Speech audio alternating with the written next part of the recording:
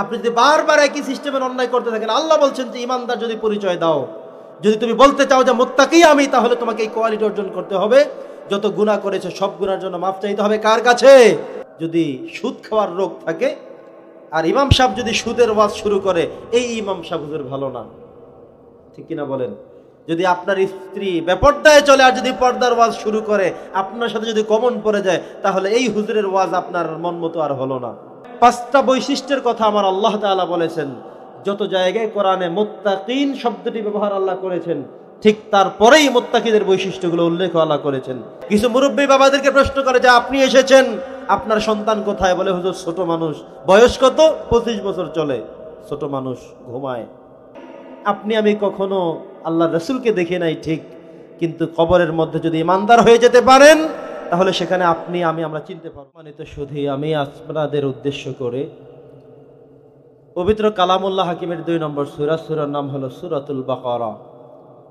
কোরআনুল কারীমের সবচেয়ে দীর্ঘায়ু সূরা, সবচেয়ে বড় সূরা, লঙ্গার সূরা। এর চাইতে বড় সূরা আর কোরআনে নেই।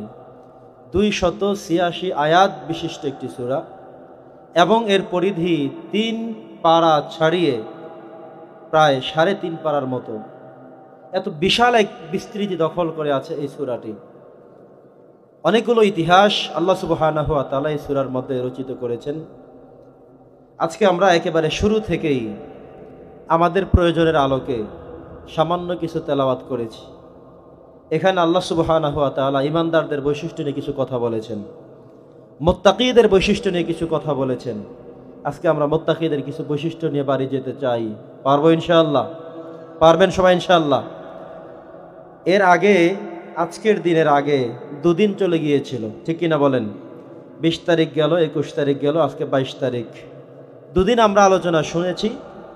আজকে এবং আগামীকালে 2 দিন আমরা আলোচনা শুনবো ইনশাআল্লাহ। পড়েন। যে 2 দিন আমরা আলোচনা শুনেছি, আপনারা কি মনে রাখতে পেরেছেন ওনারা কি বলেছেন? কে কি আলোচনা করেছেন মনে নাই কারো? মনে রাখতে হবে। তাফসীরুল কোরআন মাহফিল সার্থক তখনই হবে যখন আপনি আমি মনে রাখতে পারবো, বিষয়বস্তু মনে রাখতে পারবো, কি বলেছেন, কোন বিষয়টি তিনি ইঙ্গিত করেছেন, কোরআনের কোন সূরা থেকে কথা বলেছেন, কোন দিকে আমাদের গুরুত্ব দিয়ে তিনি কথা বলেছেন, আমাদের দুর্বল পয়েন্ট আমরা কি কি পেয়েছি, কোন কোন বিষয়গুলো আমরা সিদ্ধান্ত নিতে পেরেছি, সে বিষয়গুলো আমাদের ঠিক করতে হবে, মনে থাকতে হবে। পরে ইনশাআল্লাহ। ভাই সাউন্ডটা একটু ঘুম ঘুম করে, ভাই সাউন্ডটা একটু দেখেন। আমরা 2 দিন আলোচনা শুনেছি এবং আজকে আগামীকাল ইনশাআল্লাহ শুনবো। তো আমার পক্ষ থেকে কথা হলো যে আমরা বিষয়গুলো মনে রাখতে হবে। আজকে আমরা কথা বলবো কোরআনুল কারীমের 2 নম্বর সূরা, সূরার নাম সূরাতুল বাকারা।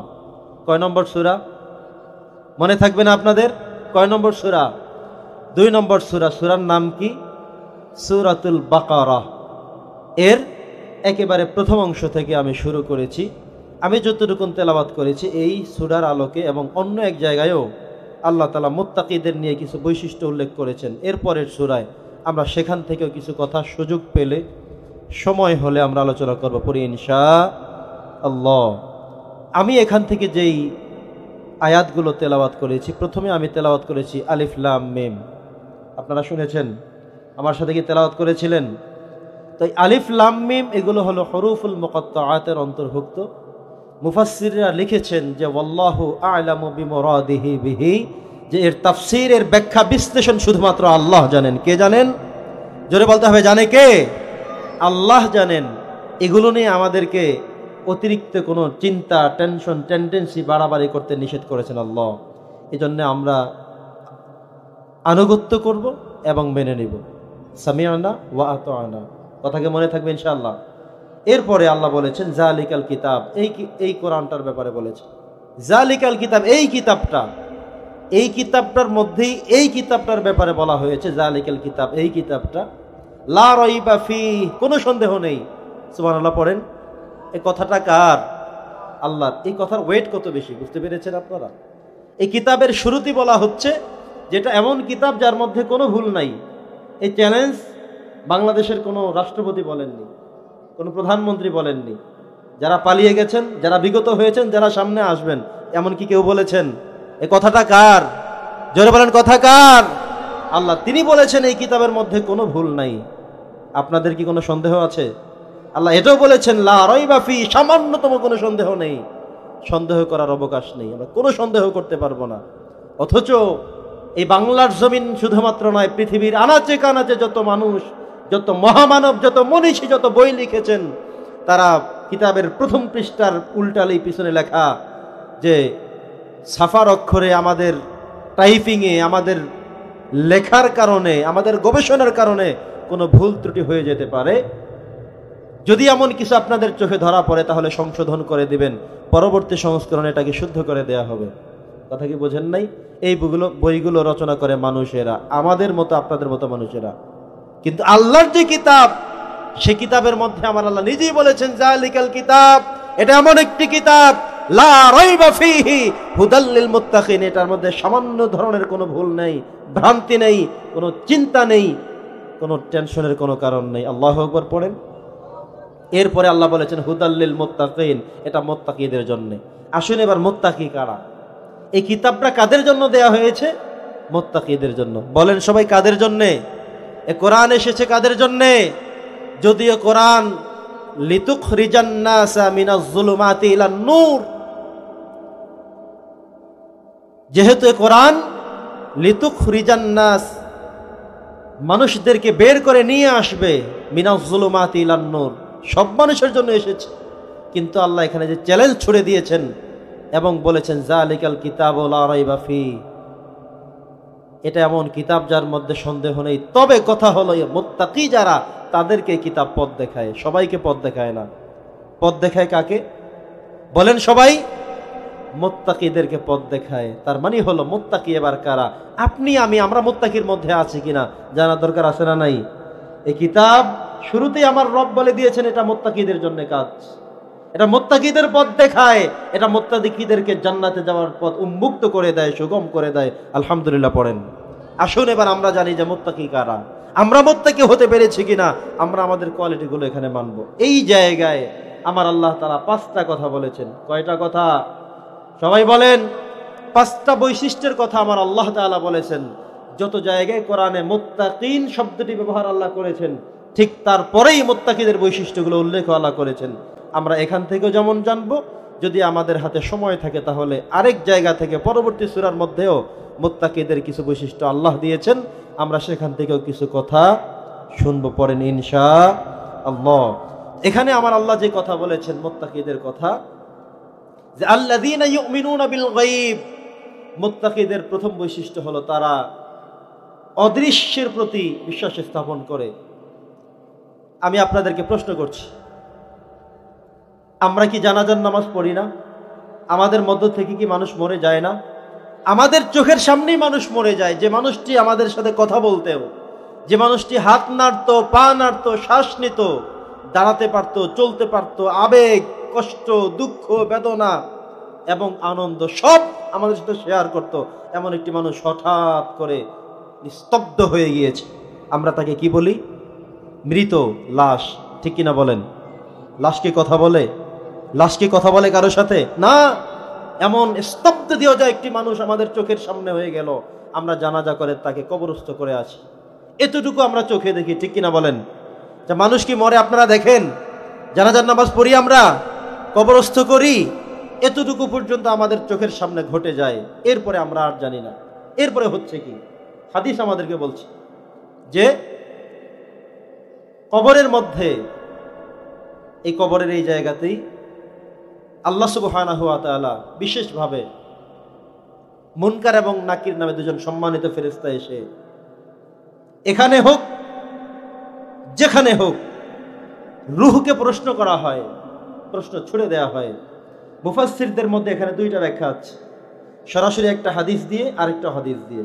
এখানে যে কথা ইজা আতাহু মালাকানে ফায়াকুদানিহি ফায়াকুলান, দুজন সম্মানিত ফেরেশতা এসে তাকে উঠে বসায়, এরপরে তাকে 3টা প্রশ্ন করে। প্রথম প্রশ্ন, মার রব্বুকা, তোমার রব কে? আপনারা বলেন তো আমাদের রব কে? জোরে বলতে হবে, আমাদের রব কে? দ্বিতীয় প্রশ্ন, তোমার ধর্মের নাম ছিল কি? আমাদের ধর্মের নাম কি বলেন? আরো জোরে বলতে হবে, ধর্মের নাম কি? 3 নম্বর প্রশ্ন হলো তোমার রাসূলের নাম কি? অথবা মা কুনতা হাদার রাজুল নবী করিম সাল্লাল্লাহু আলাইহি ওয়াসাল্লাম একটি ফেজ, একটি আকৃতি, একটি চেহারা, একটি সূরত সামনে উপস্থাপন করে বলা হয় যে ইমানদার বান্দা যদি হয়ে থাকে তিনি বুঝতে পারবেন এই ব্যক্তি হচ্ছে মুহাম্মদুর রাসূলুল্লাহ সাল্লাল্লাহু আলাইহি ওয়াসাল্লাম, চিনতে পারবেন। কিন্তু যিনি ইমানদার ছিলেন না তিনি তাকে চিনবেন না, চিনবার কোনো সুযোগ নেই। আপনি আমি কখনো আল্লাহর রাসূলকে দেখে নাই ঠিক, কিন্তু কবরের মধ্যে যদি ইমানদার হয়ে যেতে পারেন তাহলে সেখানে আপনি আমি আমরা চিনতে পারবো। বলি আলহামদুলিল্লাহ, জোরে বলছি আলহামদুলিল্লাহ। তাহলে আমাদের এখান থেকে চিনে যাওয়ার কোনো প্রসেস নেই, কিন্তু ইমানদার হয়ে থাকলে আপনাকে 3টি প্রশ্নের জবাব দেওয়াটা ইজি করে দিবেন কে? জোরে বলতে হবে, সহজ করবেন কে? আল্লাহ। প্রত্যেকটি আত্মাকে প্রশ্ন করা হবে, প্রশ্নের ব্যবস্থা করবেন। তো যেটা বলছিলাম এটা হলো পরকাল, এটা হলো অদৃশ্য। কবরে যে প্রশ্ন করা হয় সেখান থেকে জান্নাত জাহান্নাম যে নির্ধারিত হয়ে যায়, এরপরে পরকাল বলতে আরো যে বিষয় রয়েছে, আখিরাত বোঝানো হয়েছে, জান্নাত জাহান্নাম রয়েছে, এগুলো কি আমরা দেখি নাকি সব অদৃশ্য? কথা বলেন। এই যে অনেক কিছু যে হচ্ছে, এই যে অনেক কিছু হবে, অথবা আমরা যে আলামে আরওয়াহে ছিলাম, পৃথিবী একটা সময় কেমন ছিল, কত কিছুই তো আমরা কোরআনের মধ্য দিয়ে জানি, ঠিক কিনা বলেন? যত অদৃশ্য রয়েছে, আল্লাহ সুবহানাহু ওয়া তাআলা বলেছেন যে আল্লাযীনা ইউমিনুনা বিল গায়ব, যারা অদৃশ্যের প্রতি বিশ্বাস স্থাপন করে, এটা হলো মুত্তাকিদের প্রথম কোয়ালিটি। আমরা কি মুত্তাকি নই? আমরা কি মুত্তাকি? তাহলে প্রথম বৈশিষ্ট্য আমাদের ধারণে রাখতে হবে যে অদৃশ্য বিষয়গুলো আমাদেরকে বিশ্বাস স্থাপন করতে হবে। দ্বিতীয় কথা হলো ওয়া ইউকিমুনাস সালাত, সালাত প্রতিষ্ঠা করতে হবে, নামাজ প্রতিষ্ঠা করতে হবে। কিসের কথা বলেছেন? আমরা, আল্লাহ বলেছেন প্রতিষ্ঠা করতে, কায়েম করতে, আমরা এটার মধ্যে নাই, আমরা শুধু পড়ি। আল্লাহ বলছেন কায়েম করো, তুমি একা না, সবাইকে নিয়ে পড়ো। আমরা কি করি? তাসবিহ একটা হাতে নিয়ে একা একা মসজিদে চলে আসি, আসার সময় কাউকে ডাকি না। আছে কিনা এমন? আছে, আছে। কিছু মুরব্বী বাবাদেরকে প্রশ্ন করে যে আপনি এসেছেন, আপনার সন্তান কোথায়? বলে হুজুর ছোট মানুষ। বয়স কত? 25 বছর চলে। ছোট মানুষ ঘুমায়। বোঝেন নাই? আপনারা কি বুঝতেছেন? ছোট মানুষ ঘুমায়, বয়স কত? 25 বছর, এখনো ছোট। এটা করা যাবে না। সন্তানদেরকে মসজিদে নিয়ে আসতে হবে, 7 বছর থেকে নামাজ পড়াতে শুরু করতে হবে। 10 বছর হয়ে গেলে পিটিয়ে মেরে হলেও মসজিদে নিয়েই আসতে হবে, নামাজ তাকে পড়াতেই হবে। বাড়িতে স্ত্রী এবং মেয়ে, সন্তান, মা যারা রয়েছেন তাদেরকে নামাজের জন্য প্রস্তুত করে দিতে হবে, খবর নিতে হবে। এই নির্দেশনা কার? জোরে বলতে হবে কার? আপনি আসার সময় আপনার প্রতিবেশীর কিছু মানুষ ছিল, পথের মধ্যে বাড়ি ছিল, তাদেরকেও ডেকে নিয়ে আসতে হবে। কোথায়? মসজিদে। যারা নামাজ পড়তে আসে না তাদের বাড়িতে যেতে হবে, খবর নিতে হবে কেন নামাজ পড়তে আসলো না। এটাকে বলা হয় প্রতিষ্ঠা করা। এটার নাম কি? প্রতিষ্ঠা। মানে হলো আল্লাহ বলেছেন ওয়া ইয়াকিমুনাস সালাহ, নামাজ প্রতিষ্ঠা করো। একলা পড়তে চলে আসবা তা নয়, বরং সবাইকে নিয়ে নামাজ পড়তে আসো। সন্তানদেরকে নিয়ে, ছেলে সন্তানকে নিয়ে মসজিদে চলে আসো। মেয়েদেরকে, স্ত্রীদেরকে, মায়েদেরকে ঘরের মধ্যে নামাজ পড়তে তাদেরকে উৎসাহ দাও, নামাজ পড়ার ব্যবস্থা করো, খবর নাও, তদারকি করো। এই নির্দেশনা কার? আল্লাহ বলছেন ওয়া ইয়াকিমুনাস সালাত, নামাজ প্রতিষ্ঠা করো। কিন্তু আমরা প্রতিষ্ঠার মধ্যে নেই। আসার সময় আপনার অন্য মুসলিম ভাই যারা রয়েছেন তাদেরকে নামাজের দাওয়াত পৌঁছে দেন। কে কে নামাজ পড়তে আসে না খবর নেন। আজকে মাহফিল থেকে আমরা কি সিদ্ধান্ত নিতে পারি যে মুত্তাকিদের বৈশিষ্ট্য আমার মধ্যে প্রথমটা আছে, আমি পরকাল বিশ্বাস করি, অদৃশ্য বিশ্বাস করি ঠিক, কিন্তু এটা আমার বিশ্বাসী কেন নাই? আমরা কি নামাজ প্রতিষ্ঠা করব? সবাই বলেন করা যাবে ইনশাআল্লাহ?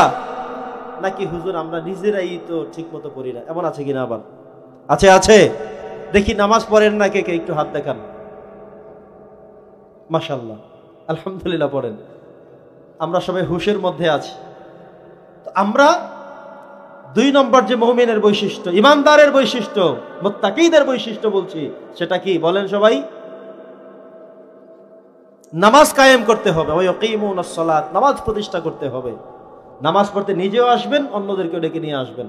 ছেলেরা খেলাধুলা করছে, এই নামাজ পড়তে আসো। দোকানের মধ্যে বসে চা খাচ্ছে, এই মাহফিলে চলো যাই। স্ত্রীকে বাড়িতে বলেন আজান হয়েছে, নামাজ পড়ো, আমি নামাজ পড়তে যাচ্ছি। ছেলেকে বলেন নামাজ পড়তে আসো।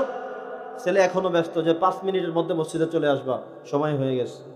করা যাবে না ইনশাআল্লাহ? এই নির্দেশনা কার? আল্লাহ বলেছেন। একেবারে কোরআনের প্রথমে আল্লাহ বলে দিয়েছেন এই কোরআনটা মুত্তাকিদের জন্য পথ প্রদর্শক মুত্তাকিদেরকেই শুধু পথ দেখাবে। সেই মুত্তাকি কারা? যাদেরকে পথ দেখাবে তাদের প্রথম কোয়ালিটি আমরা বলেছি, দ্বিতীয়টা বলেছি যে নামাজ আমরা প্রতিষ্ঠা করবো বলে ইনশাআল্লাহ। এরপরে আল্লাহ বলেছেন ওয়া মিম্মা রাযাকনাহুম ইউনফিকুন, আমাদেরকে আল্লাহ বলছেন ব্যয় করতে, যা আল্লাহ দিয়েছেন সেখান থেকে। কি বলেছেন বলেন সবাই? আল্লাহ যে রিজিক আমাদেরকে দিয়েছেন সেখান থেকে আমাদেরকে ব্যয় করতে বলেছেন। নবী করিম সাল্লাল্লাহু আলাইহি সাল্লাম হযরত বেলাল রাদিয়াল্লাহু তাআলা আনহুকে বললেন, হে বেলাল শোনো, আনফিক ইয়া বেলাল, হে বেলাল শোনো, তোমাকে আল্লাহ তাআলা অনেক গরিব করেছেন। গরিব সাহাবীদের মধ্যে তুমি হলে অন্যতম, তোমার চাইতে গরিব আর কোনো সাহাবী নেই এই মক্কার জমিনে। তবে একটি কথা আমি তোমাকে বলে দেই, তুমি শুধুমাত্র একটি লুঙ্গির মালিক, একটি লুঙ্গি পরে তুমি শুধুমাত্র থাকো, তোমার কোনো জামা নেই, টুপি নেই, কাপড় চোপড় নেই। তবুও তোমাকে বলছি, সব সাহাবীরা দান করে, তুমি শুধু দাঁড়িয়ে তাকিয়ে থাকো, এটা হতে পারে না। আনফিক ইয়া বেলাল, হে বেলাল তোমাকেও দান করতে হবে, দান থেকে মাহরুম হওয়া যাবে না। কিছু মুসল্লি আমাদের এমন রয়েছে সমাজে, কিছু মানুষ এমন রয়েছে আমরা মনে করি আমার কোনো দায়িত্ব নাই, আমি গরিব মানুষ বলে শুধুমাত্র মসজিদ থেকে পার্টি আসলে সরাইয়া দেই, মাহফিলের কালেকশনের সময় বলি যে আমি তো গরিব মানুষ আমার দেওয়া লাগবে না, পাঠাইয়া দেই। এভাবে করে করে সবাইকে পাঠিয়ে দেই। দান সাদাকা করা বলতে একটি সওয়াবের খাত আছে, আপনার প্রত্যেকের খাত রয়েছে, আপনারও একটা খাত রয়েছে। নেক কাজ করার কতগুলো খাত রয়েছে, কতগুলো স্পেশালিস্ট বিষয় রয়েছে। এখানে আপনি নামাজ পড়লেন একটা জায়গায়, সওয়াব হলো নামাজের এতগুলো সওয়াব আপনার রয়েছে। আপনি যদি দান করেন দানেরও একটা খাত আপনার রয়েছে। আপনি যদি নেক আমল করেন সেখানের একটা খাত আপনার জন্য রয়েছে। আপনি যদি মানুষকে হাসি মুখে কথা বলেন একটা খাত রয়েছে। আপনি যদি রোজা রাখেন রোজার জন্য একটা সওয়াবের জায়গা রয়েছে। আপনি যদি হজ করেন হজের জন্য রয়েছে। আপনি যদি পর্দা করেন সেখানের জন্য একটা রয়েছে। এভাবে করে করে অনেকগুলো খাত আমাদের জন্য রয়েছে। আপনি সব কিছু করলেন কিন্তু দানের জায়গায় একেবারে জিরো, কিছুই আপনি দেন না। এটা কি হতে পারে? জোরে বলেন হতে পারে না। কিছু মানুষ আমাদের এমন রয়েছে যে ভাই আমি তো গরিব মানুষ, ভাই আমার তো কিচ্ছু নাই, এই কথা বলবার কোনো সুযোগ আছে না? নাই। মসজিদে আমরা দেখেছি তারাবিহের সময়, তারাবিহের চাঁদা ধরার সময় কিংবা ইমামের চাঁদা ধরার সময় এমন হয় কোন মানুষ 200 টাকা দেয়, 500 টাকা দেয়, 100 টাকা দেয়। আপনি গরিব মানুষ 50 টাকা দেন, আপনি দিতে হবে, দেওয়া থেকে মাহরুম হওয়া যাবে না। আপনি মাত্র 50 টাকা দিয়েছেন, তবে মনে রাখতে হবে আপনাকে এবং দায়িত্বশীলদেরকে মনে রাখতে হবে, একজন গরিব মানুষের 50 টাকা দেয়া একজন ধনী মানুষের, উপযুক্ত মানুষের 500 টাকার সমান। পরি সুবহানাল্লাহ। এই সমানটা দুনিয়ার কারো কাছে না হতে পারে। কার কাছে আছে? আমার আল্লাহর কাছে রয়েছে। কারণ আপনি গরিব মানুষ, আপনার 50 টাকার মূল্য আল্লাহর কাছে ওই বেটার, ওই ব্যক্তির 5000 টাকার থেকে বেশি হয়ে যেতে পারে। সুবহানাল্লাহ। দান করবেন না ছেড়ে দেবেন? নবী করিম সাল্লাল্লাহু আলাইহি সাল্লাম বলেছেন, হে বেলাল, আমি যখনই সাহাবীদেরকে দিতে বলি সবাই সব কিছু দেয়, কিন্তু তোমার অবস্থা এমন, তুমি দাঁড়িয়ে তাকিয়ে থাকো, এটা হতে পারবে না। তুমি গরিব মানুষ, অসহায় মানুষ, নিঃস্ব মানুষ কম আছে তোমার। হযরতে বেলাল রাদিয়াল্লাহু তাআলা আনহুর মতো আমাদের সমাজে এমন কেউ নেই, এত গরিব। কেবল একটা লুঙ্গি ছিল। জোরে বলেন কি ছিল? একটা লুঙ্গি ছিল পরনে। আমার মতো একটা জামা ছিল না, আবা ছিল না, টুপি ছিল না, এত কিছুই ছিল না, একটা লুঙ্গি ছিল। হাদিসের মধ্যে আসছে একটা ইজার ছিল। যেই দিন মক্কার জমিন, মক্কা বিজয় হয়ে গিয়েছিল, মক্কা বিজয়ের পতাকা মসজিদের উপরে উঠাবার জন্য, লাগিয়ে দেওয়ার জন্য সিদ্ধান্ত হলো, হযরতে বেলাল একটা ইজার লুঙ্গি পরিহিত অবস্থায় সেই কাবাতুল মুশাররফার ছাদে উঠে তিনি একটা ইজার পরিহিত অবস্থায় পতাকাকে উত্তোলন করে ধরে রেখেছে। সুবহানাল্লাহ। বাড়িতে গিয়ে বললেন সুবহানাল্লাহ। সম্মানিত উপস্থিতি, এত গরিব ছিলেন তিনি। আচ্ছা, আমাদের এখানে যারা আছেন আমরা কি এত গরিব কেউ আছে যে হুজুর একটা লুঙ্গি আছে আর কিচ্ছু নাই, আমার যেই জামাটা দেখেন হাওলাত করে এনেছি, এমন কি কেউ আছে এখানে? আছি না। তার মানে হলো আমাদের থেকে কত গরিব ছিলেন, কত নিঃস্ব ছিলেন, অসহায় ছিলেন। সেই বেলাল রাদিয়াল্লাহু তাআলা আনহুকে নবীজি বলছেন, বেলাল আনফিক, তুমিও দাও। দাঁড়িয়ে থাকবা, তাকিয়ে থাকবা এটা হতে পারে না। কম পারবা কম দাও, দিতে হবে, দান করতে হবে। সুবহানাল্লাহ পড়েন। তাহলে আমরা দেব সবাই। জোরে বলেন। আল্লাহ বলেছেন যে রিজিক আমি যতটুকু তোমাকে দিয়েছি সেখান থেকে দাও। আপনাকে বলা হয়নি সবাই 500 টাকা করে লেখায়, তুমিও লেখাও। আরে আপনি তো গরিব, আপনি বলবেন এই মেয়ে আমি কি হাদিস না জানি নাকি, আমি তো হাদিস শুনেছি, এবার মাহফিলে শুনেছি। গরিবদের জন্য কম, মনে থাকবে ইনশাআল্লাহ। গরিবদের জন্য কম কে করেছেন? আল্লাহ বলেছেন ওয়া মিম্মা রাযাকনাহুম ইউনফিকুন, তোমাকে আমি যেই রিজিক দিছি সেখান থেকে দাও। আমাকে আল্লাহ কম দিছে, আমি কম দেব। আমাকে আল্লাহ তাআলা মোটামুটি রেখেছেন, সেখান থেকে দেব। আমাকে আল্লাহ অনেক টাকা দিয়েছেন, সেখান থেকে বেশি করে দেব। আলহামদুলিল্লাহ পড়েন। আল্লাহ বলেন না এই যে চুরি করে ডাকাতি করে না খেয়ে সেখান থেকে দাও, বরং তৌফিক অনুযায়ী, সামর্থ্য অনুযায়ী যতটুকুন পারবেন ততটুকুন সেখান থেকে, সেই অবস্থান থেকে দিতে হবে, কিন্তু দান থেকে মাহরুম হওয়া যাবে। চতুর্থ নম্বরে আল্লাহ সুবহানাহু ওয়া তাআলা যেটা বলেছেন ওয়াল্লাযীনা ইউমিনুনা বিমা উনজিলা ইলাইকা ওয়া মা উনজিলা মিন ক্বাবলিক, 4 নম্বর বৈশিষ্ট্য হলো এই কিতাবের প্রতি বিশ্বাস স্থাপন করতে হবে। শুধুমাত্র তাই নয়, মিন ক্বাবলিক, এর পূর্বে যেগুলো নাজিল হয়েছে সব কিতাবের উপরে আমাদেরকে বিশ্বাস স্থাপন করতে বলেছেন কে?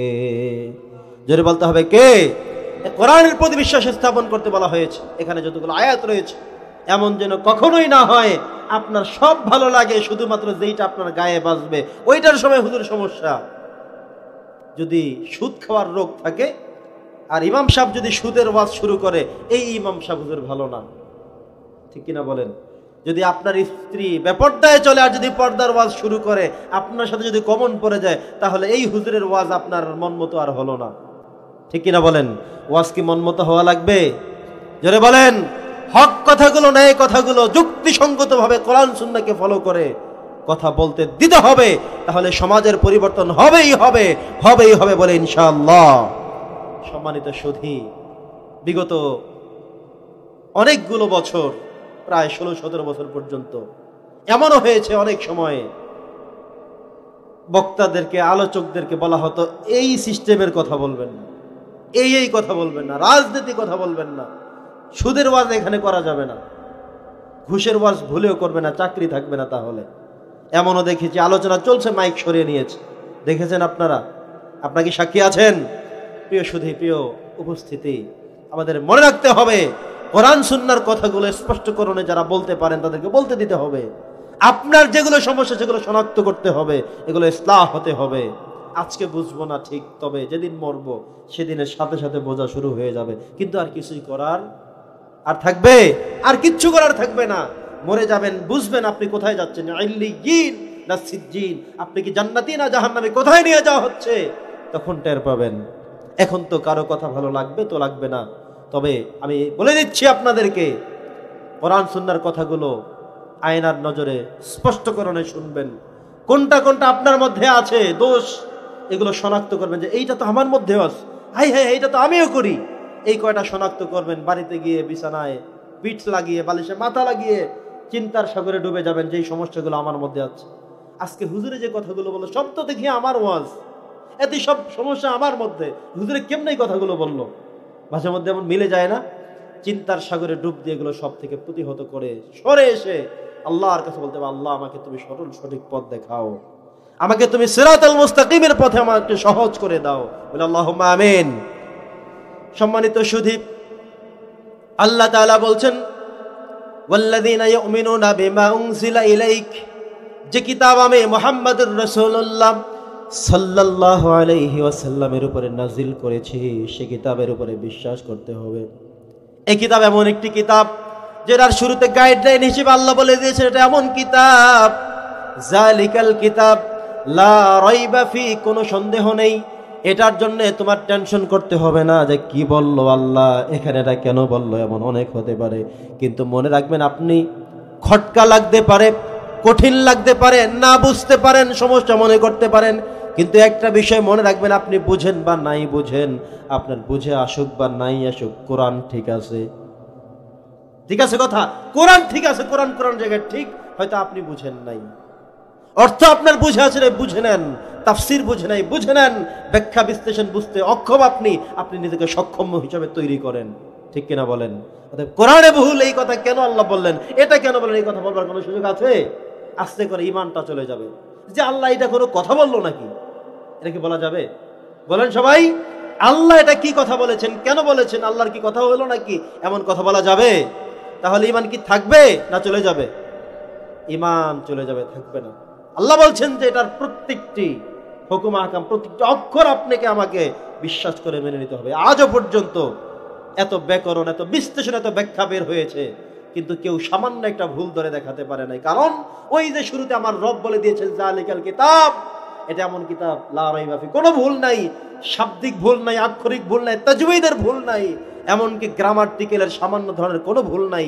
আপনি যদি গ্রামার এর নজরে কোরআন খুঁজতে গিয়ে দেখেন যে এখানে সমস্যা আছে, তাহলে সমস্যা এখানে না, বরং আপনার গ্রামারকে উল্টা করে ঠিক করে নেবেন। আপনি দেখবেন যে মারফুহাত এসেছে, আপনি দেখলেন যে এখানে রফা হওয়ার কথা, নসব হওয়ার কথা, যার কেন আপনি মিলিয়ে নেন এর আগে কি একটা আছে।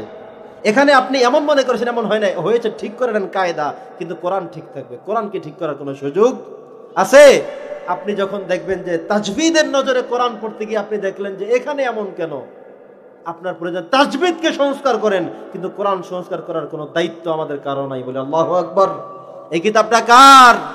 এই কিতাব কার কথা পাঠিয়েছেন? কার কাছে? নবী মুহাম্মদুর রাসূলুল্লাহ সাল্লাল্লাহু আলাইহি সাল্লামের কাছে। এই কিতাব নিয়ে সামান্য কোনো টেনশন, চিন্তা, টেন্ডেন্সি করা কি যাবে?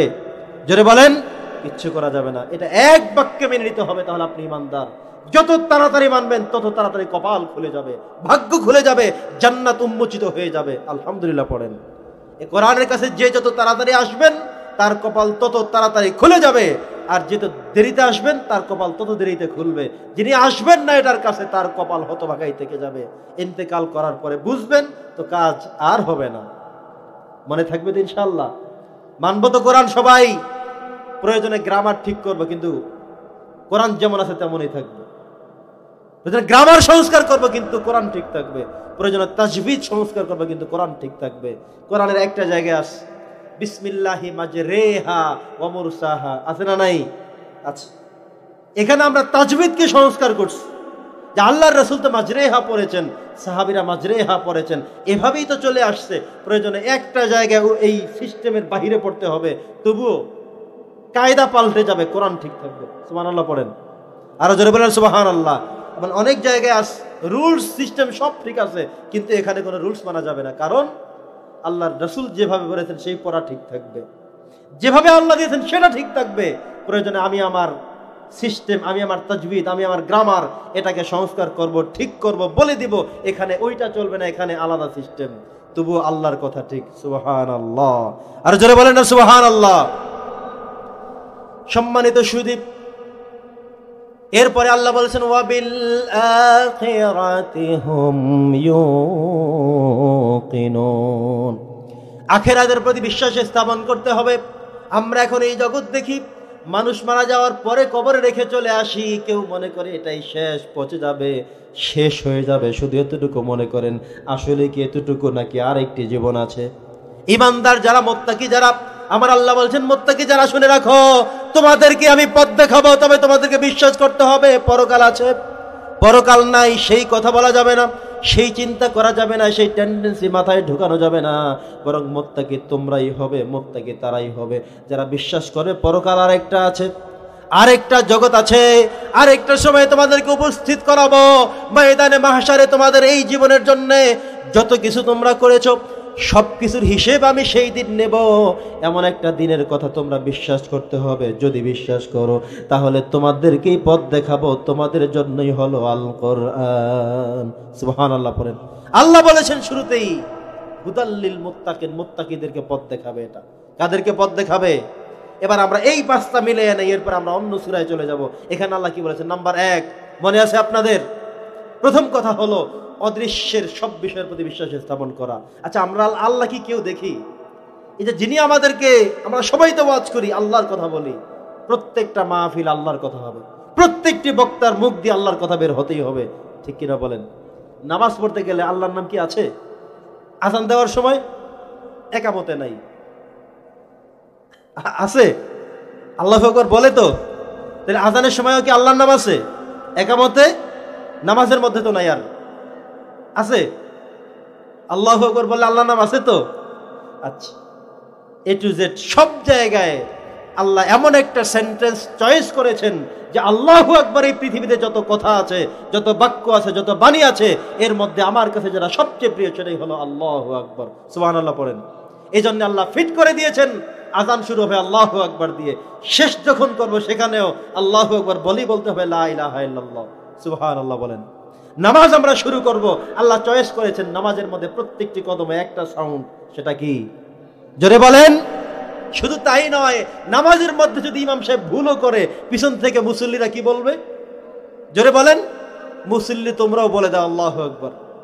তার মানে কত চয়েসফুল শব্দ আল্লাহ তাআলা একামত দিবে, বলে সেটাও আল্লাহু আকবার। আমার আল্লাহ আমাকে খাওয়ান, আমার আল্লাহ আমাকে বাঁচিয়ে রাখেন, আমার আল্লাহ একদিন আমার হায়াত শেষ করে আমাকে দুনিয়া থেকে বিদায় করবেন। এটা করেন কে? এই বিশ্বাস কি আছে? তো আল্লাহ বলেছেন যেটা, আল্লাহ নাই এমন কোন ওয়াজ কোন বক্তার থেকে আসতে পারেই না, হতেই পারে না। ওয়াজ তো শুরু হয় আউযুবিল্লাহ বিসমিল্লাহ দিয়া। আউযুবিল্লাহর মধ্যে বিল্লাহ বলতেই তো আল্লাহ, বিসমিল্লাহ বলতেই তো আল্লাহ, আছে কিনা নাই? এবং প্রত্যেকেই আল্লাহর আয়াত তেলাওয়াত করবে, অর্থ বলবে, তাফসির করবে, ব্যাখ্যা করবে এবং আল্লাহর কথাই বলে যাবে। তার মানে হলো পৃথিবীর শুরু থেকে শেষ পর্যন্ত একটা সত্তার, একটা নামের আলোচনা, ওয়াজ, নসিহত, আজান, নামাজ, একামত চলতেই থাকবে। তিনি কে? জোরে বলতে হবে, তিনি কে? আল্লাহ একই সাথে বলেছেন তোমরা যখন বিজয়ের মিছিল করবে, স্লোগান দিবে, তখনও শুরু করতে হবে নারে তাকবীর। জোরে বলেন না নারে তাকবীর, আল্লাহু আকবার। নাকি জয় বাংলা দিয়ে শুরু করবেন? নাকি নেত্রী আছে দিয়ে শুরু করবেন? কি দিয়ে শুরু করতে হবে? সম্মানিত মুসল্লি ভাইয়েরা, আমার মনে রাখতে হবে, বাংলাদেশ একবার নয়, দুইবার নয়, আবারও স্বাধীন হয়েছে, তবে কোনো মানুষের স্লোগানে নয়। পরবর্তী যত স্লোগান আমরা দিব, প্রত্যেকটি স্লোগান আল্লাহর নামে নারে তাকবীর দিয়ে শুরু করে। বলেন নারে তাকবীর, আরো জোরে নারে তাকবীর, লিল্লাহে তাকবীর। প্রত্যেকটি স্লোগান হবে আল্লাহর নামের। যেইটা করেন করেন, যাকে ভোট দেন দেন, কিন্তু প্রথম স্লোগান আল্লাহর। প্রথম স্লোগান কার? জোরে বলেন না কার? পারা যাবে তো? নাকি আল্লাহর নামে স্লোগানে কষ্ট হয় কারো? দেখি আল্লাহর নাম দিয়ে স্লোগান দিতে কষ্ট হয় কার কার, একটু হাতগুলো দেখি। মাশাআল্লাহ, এখানে সবাই সচেতন। আলহামদুলিল্লাহ পড়েন, আলহামদুলিল্লাহ পড়েন। আপনাকে আজকে বলে দিয়ে যাচ্ছি, অন্তরের কানে, হৃদয়ের কানে শুনেন, আল্লাহ এই পৃথিবীতে যতগুলো শব্দ, সাউন্ড রয়েছে, যতগুলো কালেমা রয়েছে, বাক্য রয়েছে, সেন্টেন্স রয়েছে, আল্লাহ যেটা পছন্দ করেন সেটা কি? ভুলে গেলেন? আল্লাহু আকবার বলেন। সেটা কি? আল্লাহু আকবার। এই জন্য আল্লাহ তাআলা আযানের ক্ষেত্রে আল্লাহু আকবার দিয়ে শুরু করিয়েছেন, ইকামতের ক্ষেত্রে আল্লাহু আকবার, নামাজ পড়বেন সেখানেও। তার মানে আমরা বুঝতে আর বাকি নেই যে আল্লাহ তার নামটা এমন ভাবে সেট আপ করে দিয়েছেন। পৃথিবীর প্রথম দেশ মুসলিম কান্ট্রি ইন্দোনেশিয়া। ইন্দোনেশিয়া থেকে আযান প্রথম শুরু হয়। কোথা থেকে? ইন্দোনেশিয়া থেকে। মনে করেন ফজর আযান যখন শুরু হয়, সেখান থেকে আস্তে আস্তে করে করে সূর্য উঠতে উঠতে এই আসছে আযান হচ্ছে, এই মসজিদে আযান, এই মসজিদে আযান, এখানে আযান, এখানে আযান, এখানে, এভাবে হতে হতে হতে হতে হতে হতে যুক্তরাষ্ট্র পর্যন্ত সর্বশেষ চলে যায়। সুবহানাল্লাহ পড়েন। বিজ্ঞানীরা আবিষ্কার করে দেখেছেন, এই সমগ্র পৃথিবী জুড়ে এমন কোন মুহূর্ত, এমন কোন সময় যায় না যেই সময়ে কোনো না কোনো মসজিদে আযান, আল্লাহু আকবারের স্লোগান চলে না। বলি সুবহানাল্লাহ, জোরে বলেন না সুবহানাল্লাহ। এমন ভাবে সেট আপ করে দিয়েছেন। শুধুমাত্র বাংলাদেশ রমজানের সময় যেটা আমরা লক্ষ্য করি, অন্য সময় করি না। ঢাকাতে আযান দিলে আমরা চুপ করে বসে থাকি, তারপরে আমাদের আরো কয় মিনিট? 2 মিনিট অথবা 3 মিনিট, ঠিক কিনা বলেন? বাংলাদেশে শুধুমাত্র টেকনাফ থেকে তেতুলিয়া, এই যে পার্থক্য, এই জায়গাটুকের মধ্যে, এর মধ্যেই আমাদের প্রায় 8 থেকে 9 মিনিট ব্যবধান। বাংলাদেশের এক প্রান্তে ইফতারি করলে আমরা এখনো বসা। কথা কি বোঝেন নাই? এক প্রান্তে ঘোষণা হলো সাহারির সময় শেষ, কিন্তু আরেক প্রান্তে এখনো তারা খাচ্ছে। ওখানে ইফতারি শুরু, ওনারা বলছে এখনো 9 মিনিট বাকি আছে। ঢাকায় আযান হচ্ছে, আমরা এখনো বসা, যে আমাদের এখনো 3 মিনিট ওয়েট করতে হবে, আর তো ধৈর্য ধরতে হবে। ঢাকার আযান শুনলেই খাওয়া যাবে না, ঠিক কিনা বলেন? তার মানে হলো, আবারও বলে দিচ্ছি, পৃথিবীর প্রথম দেশ ইন্দোনেশিয়া থেকে আযান শুরু হয়, সেখান থেকে বাই রোটেশন একেবারে শেষ প্রান্ত, যুক্তরাষ্ট্রের শেষ প্রান্ত পর্যন্ত আযান যায়। এখানে প্রায় 9 ঘন্টা সময় ব্যবধান হয়। কয় ঘন্টা? 9 ঘন্টা সময়ের ব্যবধানে এখানে এই মসজিদে ফজরের আযান, তারপরে এখানে, তারপরে এখানে, শেষ পর্যন্ত যেতে না যেতে আবার জোহর শুরু হয়ে যায় ইন্দোনেশিয়ায়।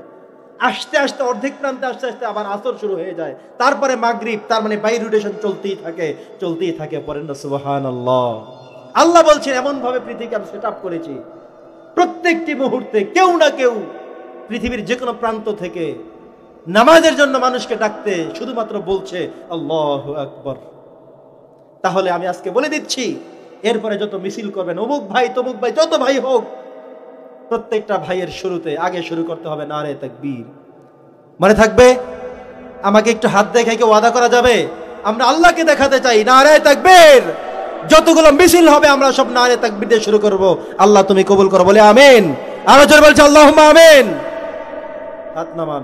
তাহলে আমরা জয় বাংলা দিয়ে আর শুরু করব না, নেতা আছে নেত্রী আছে দিয়ে আর শুরু করব না। যেটাই আছে তার আগে বলতে হবে নারে তাকবীর। এরপরে নেতা আছে বলে না, আবার জয় বাংলা যদি কখনো বলার সুযোগ আপনাদেরকে আল্লাহ দেয় বলবেন। তখন আমরা কি ভবিষ্যৎ জানি? যে কোনো সময় চট করে ঢুকে যেতে পারে, ঠিক কিনা বলেন? তাহলে আবার জয় বাংলা শুরু হয়ে যেতে পারে। কিন্তু আপনাদেরকে আমি যে মেসেজ করে গেলাম, সে মেসেজ হলো যে আমরা যেটাই স্লোগান দিব তার আগে বলতে হবে নারে তাকবীর। পারা যাবে না? আজকে কিন্তু ওয়াদা করিয়েছি, ওয়াদা পালন করা কি একেবারে ফরজের মতো গুরুত্ব। ওয়াদা ভঙ্গ করলে কিন্তু কবিরা গুনাহ হয়ে যাবে। পারবো ইনশাআল্লাহ? পারবো তো সবাই?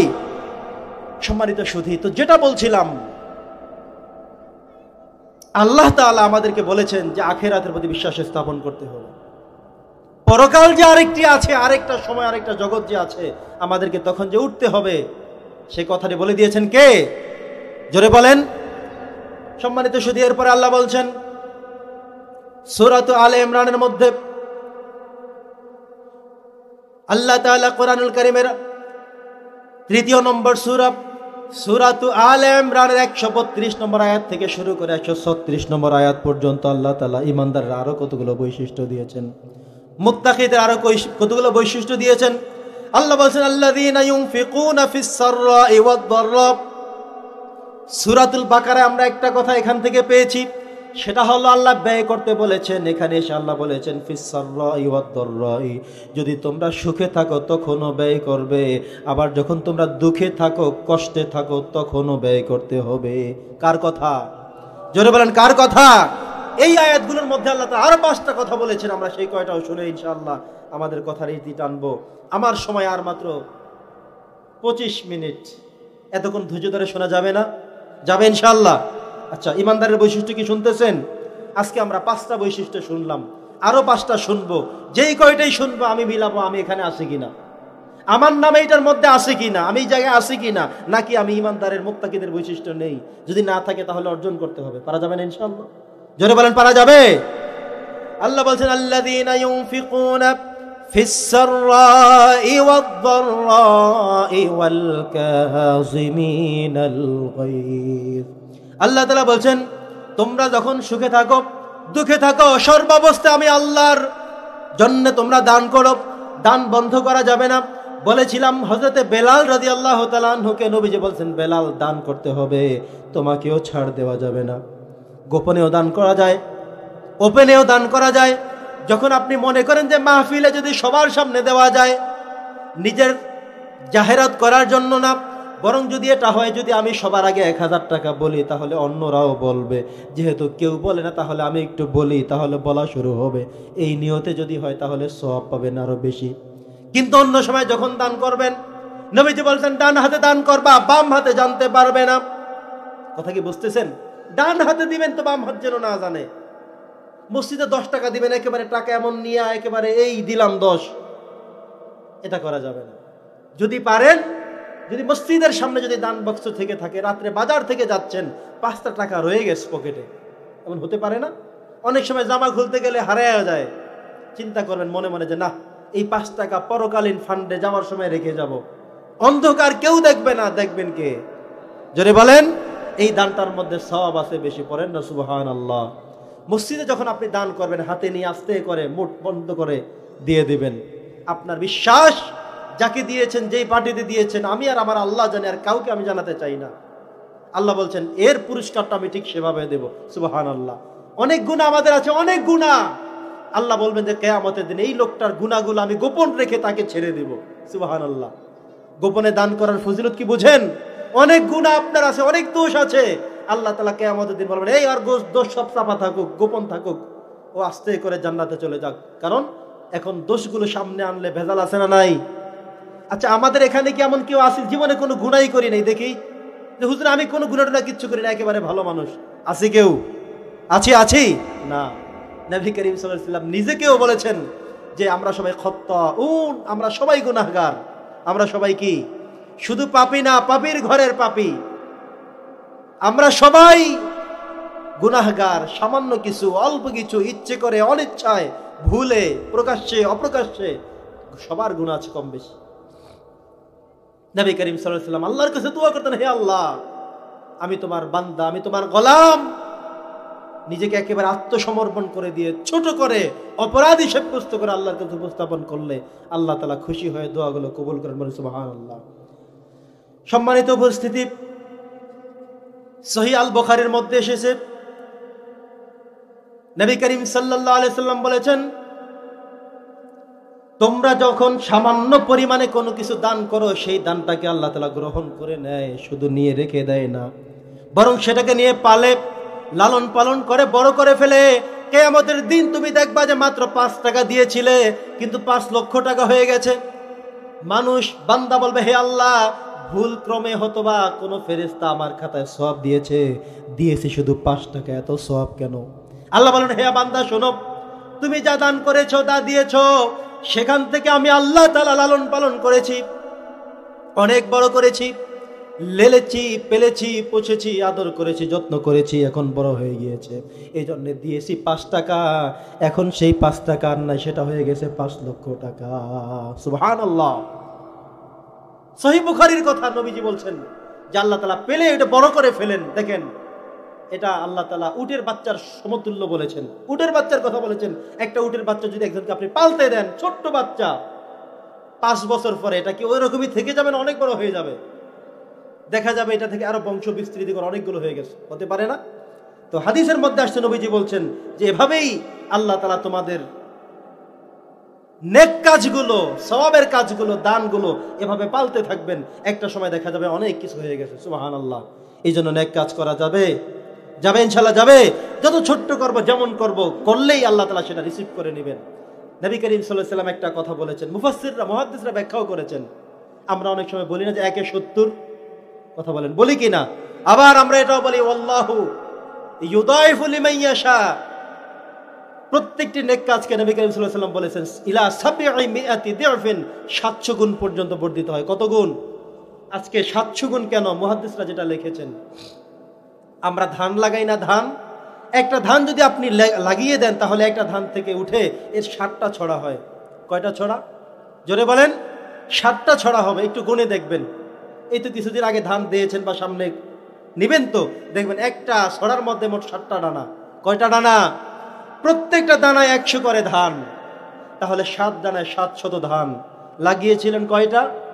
একটা। দানা হয়েছে কয়টা? 7টা। ধান পেয়েছেন কত? 700। তাহলে একটাই পেয়েছেন 700 পর্যন্ত। আল্লাহ তাআলা বলেছেন যে বনি আদমের প্রত্যেকটি নেক কাজকে আমি একটা থেকে আমি 700 গুণ পর্যন্ত করে দেই। সুবহানাল্লাহ। একজন মাত্র নামাজ পড়ল মসজিদে, তিনি 1-এ 1 পাইছেন, আর কিচ্ছু পান নাই, কিছুই হয় নাই। আর আরেকজনে পেয়ে গেলেন 700 পর্যন্ত। দুইজনের মধ্যে কি পার্থক্য আছে? কারণ কি? ওনার কেরাত ভালো, ওনার উযু ঠিক আছে, ওনার পোশাক ঠিক আছে, ওনার খাবার হালাল ছিল, সবকিছু মিলিয়ে তার একটা নেক কাজে আল্লাহ তাআলা ইলা 700 দিরফিন, 700 গুণ পর্যন্ত বাড়িয়ে দিলেন। শুধু তাই নয়, নবীজি বলেছেন আল্লাহু ইউদাইফু লিমান ইয়াশা, আল্লাহ চাইলে আরো বাড়ায়ও দিতে পারেন। সুবহানাল্লাহ। তার মানে হলো, আপনি ধান গুনে গুনে দেখবেন যে একটা ধানে 7টা দানা, 700 ধান আপনাকে আল্লাহ তাআলা দিয়ে দিয়েছেন। নবীজি বলছেন ঠিক মানুষের নেক কাজের উদাহরণটা এমনই। সুবহানাল্লাহ পড়েন। 2 নম্বরে কথা, ওয়াল কাযিমিনাল গায়জ। নবীজি বলছেন রাগ নিয়ন্ত্রণ করতে হবে। একজন মুত্তাকি বান্দা যারা, তার রাগ থাকা যাবে না, রাগ করা যাবে না। রাগে অনেকগুলো সমস্যা আছে। নবী করিম সাল্লাল্লাহু আলাইহি সাল্লাম বলছেন যখন রাগ হবে, তখন তোমরা 4টা কাজ করবা রাগ নিয়ন্ত্রণের জন্য। কয়টা? সবাই বলেন। 4টা। আজকে আমরা 4টা কথা শুনবো। তার আগে আমি জানতে চাই, আসলে আমাদের রাগ আছে কার কার? বলেন তো। রাগ আছে? এটা অস্বীকার করলে আমি মানতাম না। কারণ এত আল্লাহর ওলি কেউ নাই যে রাগটা কিচ্ছু নাই, হুজুর আমি কোনো রাগ নাই হুজুর, যে জায়গায় আমি চুপচাপ থাকি মাতি না, এমন কি আছে কেউ? না, সবার রাগ আছে না নাই? রাগ আছে। তো নবীজি বলছেন যে মুত্তাকি বান্দা যারা হবে তাদের রাগ থাকা যাবে না। আমরা কি নিজেদেরকে মুত্তাকি দাবি করি? কে কে করেন মুত্তাকি দাবি? দেখি হাত দেখান। নাকি এখনো হাত দেখাইবেন না? এতক্ষণ ওয়াজ শুনে মাত্র 8-10 জন মুত্তাকি হইছেন। সবাই হাত তুলেন। আমরা কি মুত্তাকি? আমরা মুত্তাকিদের বৈশিষ্ট্যগুলো অর্জন করতে চাই। আল্লাহ তুমি তৌফিক দাও, বলি আমিন। হাত নামান। তাহলে আল্লাহ তাআলা বলছেন যে মুত্তাকি যিনি নিজেকে পরিচয় দিবেন তার রাগ থাকতে পারবে না। যদি রাগ থাকে যাদের, 4টা ফর্মুলা আজকে বাস্তবায়ন করব। কয়টা? শুনতে রাজি আছেন? রাগ যাদের আছে, কম বেশি আছে তো, তাহলে এই কথাগুলো শোনা লাগবে। রাগ নিয়ন্ত্রণ আসবে কিভাবে? নাম্বার 1, পড়তে হবে আউযু বিল্লাহি মিনাশ শাইতানির রাজিম। পড়েন সবাই, আবার পড়েন আউযু বিল্লাহি মিনাশ শাইতানির রাজিম। তাহলে 1 নম্বর ফর্মুলা হলো, রাগ যাদের দেখবেন বেশি উঠে যায়, আপনি পড়বেন যে আল্লাহ তুমি শয়তানের ধোঁকা থেকে আমাকে বাঁচাও। কারণ রাগের কাজ শয়তানের। রাগের কাজ কার? শয়তানের। কারণ আপনি নিজেকে মুত্তাকি বলেছেন, আল্লাহ বলছেন মুত্তাকিদের বৈশিষ্ট্য হলো ওয়াল কাযিমিনাল গায়জ, রাগ নিয়ন্ত্রণ করতে পারে, রাগ কম থাকবে, এটাই হলো মুত্তাকি। যখন দেখবেন নিজে অনিয়ন্ত্রিত হয়ে যাচ্ছেন, বুঝবেন শয়তান চলে আসছে। এই জন্য প্রথম কাজ হলো পড়তে হবে কি? বলেন সবাই, রাগ চলে আসলে কি বলবেন? জোরে বলেন আউযু বিল্লাহি মিনাশ শাইতানির রাজিম। 2 নম্বর কাজ হলো, নবী করিম সাল্লাল্লাহু আলাইহি ওয়াসাল্লাম বলেছেন ইজা গাদিবা আহাদুকুম ফালইয়াসকুত, যদি তোমার বেশি রাগ চলে আসে একদম চুপ হয়ে যাও। দেখলেন যে স্ত্রীর সাথে কথা শুরু করছেন, ও তো ঝগড়া নিয়ে তখন শুরু করলো, তাহলে আপনি থেমে যাবেন যে আমি আজকে একটু চুপ থাকি, দেখি সে কতটুকু বলতে পারে। আপনি চুপ, দেখবেন সব ঠিক, আলহামদুলিল্লাহ পড়েন। আবার মায়েরা তো শুনতেছেন, যখন দেখবেন যে আপনাদের হাজবেন্ডেরা, স্বামীরা খুব বেশি রেগে গেছে, বাজার থেকে এসে খুব মেজাজ খারাপ, তাহলে বুঝবেন কিছু একটা বাহিরে হয়েছে। আপনি আগে থেকে চুপ, শুধু সালাম দিবেন, সালাম নেয় নাই কেন সেটাও জিজ্ঞান দরকার নাই, চুপ থাকেন। কার কথা? নবীজির কথা, যে ইজা গদিবা আহাদুকুম, যখন তোমাদের কারো রাগ চলেই আসে তাহলে ফালইয়াসকুত, তোমরা একেবারে চুপ করে যাও। আপনি যখন দেখবেন আপনার স্বামী খুব বেশি রাগারাগি করছে, আপনার সন্তান খুব বেশি রাগারাগি করছে, আপনার বাবা খুব বেশি রাগ করছে, আরেকজন চুপ থাকেন। যখন দুজন ঝগড়া করবেন, শয়তান বলে আমি তো এইটাই চাচ্ছি, আমি তো এইটাই চাই, কাম তোমার এইটাই। শয়তান চায় ঝগড়া বাজিয়ে দিতে, শয়তান চায় তাদের মধ্যে স্বামী স্ত্রীর মধ্যে বিচ্ছেদ ঘটিয়ে দিতে, শয়তান চায় দুজনের মধ্যে মারামারি লাগিয়ে দিতে। করেন না নাউজুবিল্লাহ? মারামারি করা যাবে? যাদের খুব বেশি রাগ, হুজুর রাগ উঠছে আর একা হুজুর 3 কথা কয়ে লইছি, হুজুর 3 কথা বুঝেন আপনারা? সবাই বোঝেন? আচ্ছা, তো হুজুর খুব রাগ উঠছিল, 3 কথা কয়ে ফেলছি, এখন কি হইব হুজুর? এখন কি আর কিছু হবে? আচ্ছা, তাহলে মনে রাখতে হবে আমাদের, আমরা রাগ যখন অনিয়ন্ত্রিত হয়ে যাবে, আমরা 4টা ফর্মুলা মানবো। 1 নম্বর কথা হলো, আমরা কি করব? আউযু বিল্লাহি মিনাশ শাইতানির রাজিম পড়ব। পারা যাবে না? আপনি তো ভুলে যাবেন কতক্ষণ পর যে হুজুরে কি বলছিল, ভুলে গেছে, মনে থাকবে? 2 নম্বর কাজ হলো, রাগ বেশি উঠে গেলে একদম চুপ হয়ে যাব। যার রাগ উঠবে তিনিও চুপ, প্রতিপক্ষ যিনি তিনিও চুপ। শয়তান কি আর এখানে কাজ করতে পারবে? শয়তানের কাজ ছিল লাগাইয়া দিবে। এখন শয়তান দেখে যে যেইটা রাগ করে ওইটাও চুপ, যেইটা হচ্ছে ওইটাও চুপ। শয়তান কবে যা আমি চলে গেলাম। আলহামদুলিল্লাহ পড়েন। আমরা কি শয়তানের পক্ষে না বিপক্ষে? শয়তানের পক্ষে, বিপক্ষে। আচ্ছা, তাহলে যদি আপনার প্রতিপক্ষ কেউ রেগে যায়, আপনি চুপ থেকে যাবেন, 1। আরেকটা হলো, আপনি নিজেকে নিজে নিশ্চুপ করে নেবেন যে আমার মেজাজ এত খারাপ কেন, আমি একটু চুপ করে যাই, কারণ শয়তান এখন আমাকে সঙ্গ দিচ্ছে।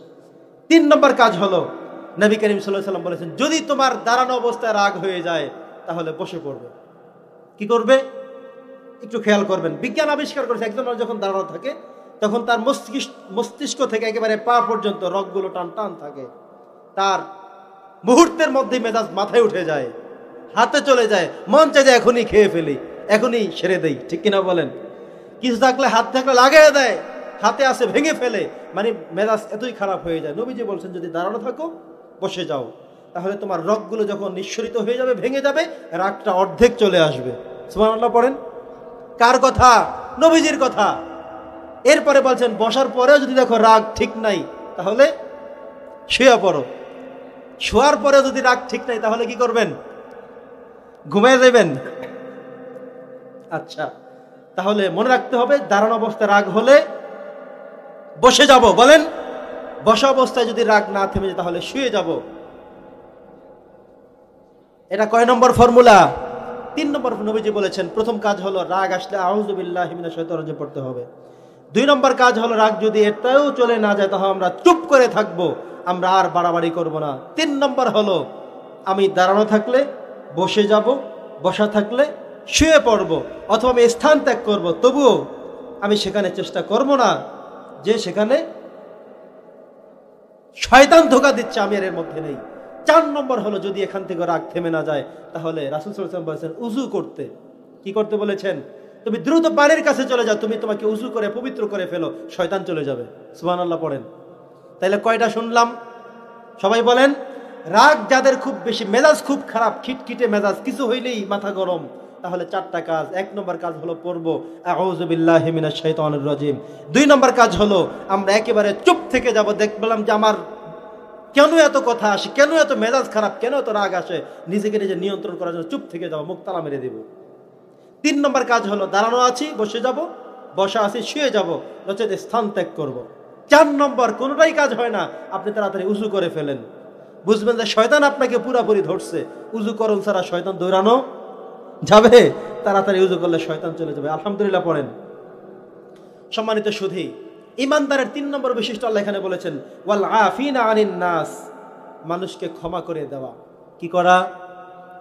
এক সাহাবী নবী করিম সাল্লাল্লাহু আলাইহি ওয়াসাল্লাম এই সাহাবীর ব্যাপারে বলছেন যে আজকে, খেয়াল করবেন কিন্তু খুব গুরুত্বপূর্ণ একটা হাদিস, নবীজি বলছেন যে আজকে এই জায়গায় এসে যেই লোকটা বসবে সেই লোকটা জান্নাতি। কথা বোঝেন নাই?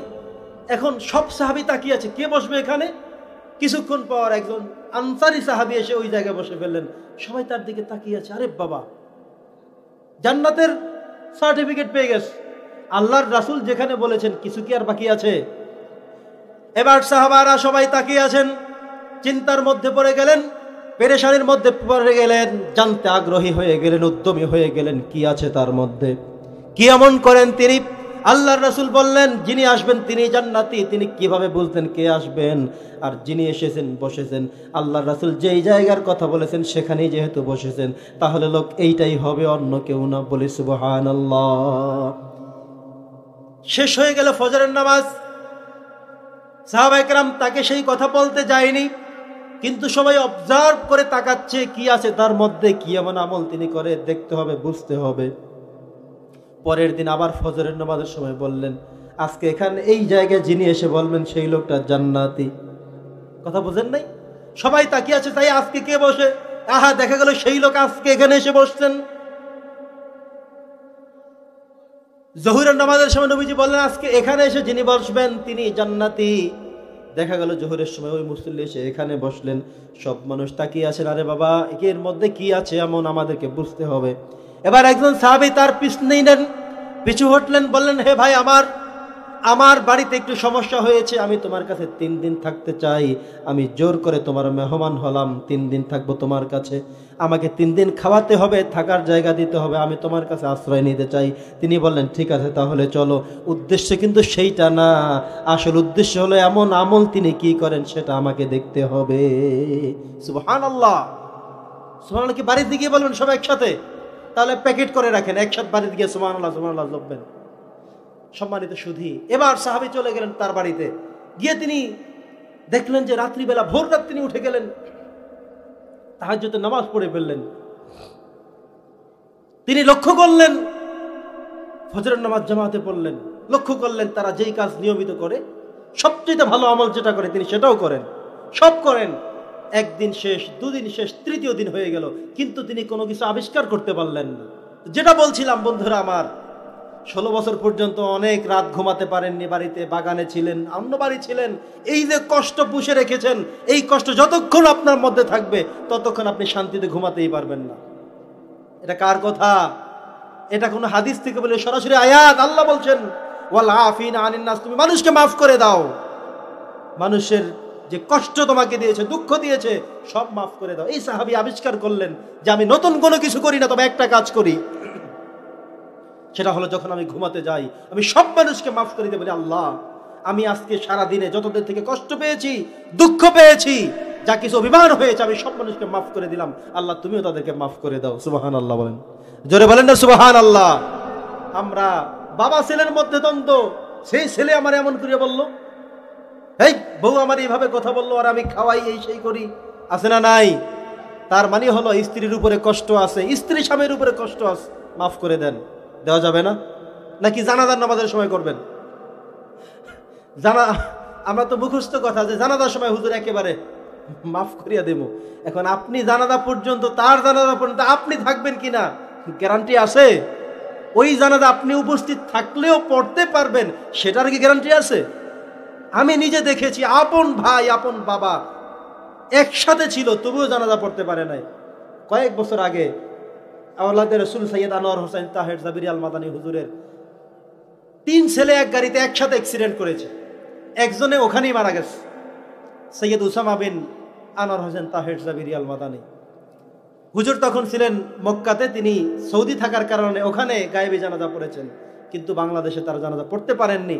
তার সাথে অন্য যে ভাইয়েরা ছিল এমনভাবে অ্যাক্সিডেন্ট করেছে, একজন তো মারা গেছে, বাকিরা হসপিটালে। বোঝেন নাই? আপন ভাই উপস্থিত জীবিত, তবুও জানাজা পড়ার সৌভাগ্য হয়নি। এমন কি হতে পারে না বিচ্ছিন্ন ঘটনা? তাহলে জানাজার সময় মাফ করে দিবেন, সেই জন্য কি চুপচাপ থাকবেন, না আজকেই মাফ করে দেবেন? মাফ করে দেওয়া যাবে? 16 বছরের কষ্ট তো মাফ করার মতো না, ওগুলো মাফ করা যাবে? বলেন সবাই, কথা বলেন, মাফ করা যাবে? আজকে বিছানাতে মাথা পিঠ লাগিয়ে আপনি চিন্তা করবেন কে কে আপনাকে কষ্ট দিয়েছে, কার কার কষ্ট আছে, যে না ওরে ছাড়া যাইব না, ওরে ছাড়া যাইব না, কোনো মতেই ছাড়া যাইব না, এটা করা যাবে না।